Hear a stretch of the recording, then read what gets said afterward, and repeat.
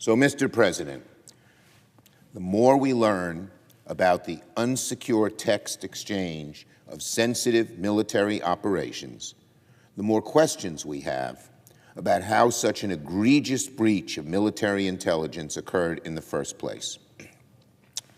What the Atlantic released today is confounding and extremely disturbing to any American who worries about our national security and our safety. It is appalling. Worst of all, it confirms our darkest assumptions about mishandling of sensitive military operations. So the release of this letter was extremely important, but many outstanding questions are not answered by this letter's release.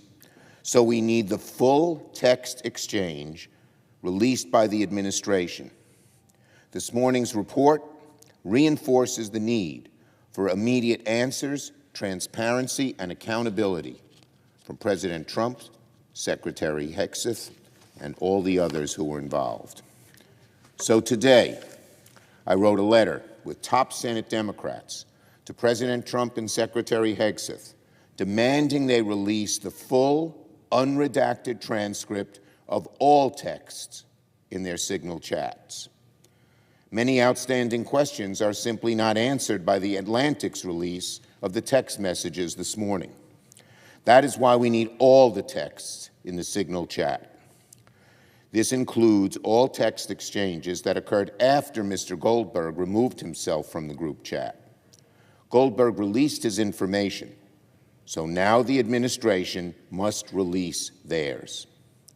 Again, what is so damaging is not just the presence of a reporter, as bad as that was. It's that these sensitive conversations happened on an unsecured channel at all, and that's why we need all the texts. Director of National Intelligence Gabbard testified that no classified information was shared in the text chain. So what is the administration hiding by not releasing the full and complete transcript of this text chain? If no classified information was shared, the administration should have no issue with the full transcript being shared with senators. Again, this is something that cannot be answered by this morning's report from The Atlantic, as important as the release as Mr. Goldberg's release was. We have other questions in our letter, too.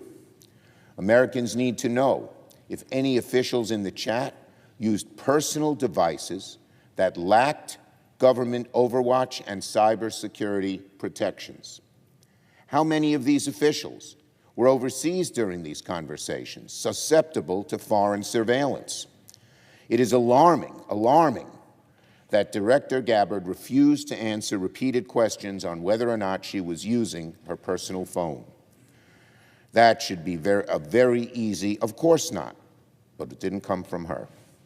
Were there any other individuals without any security clearance erroneously included in the text chain? Has the intelligence community fully assessed the damage caused by the potential leak of classified information?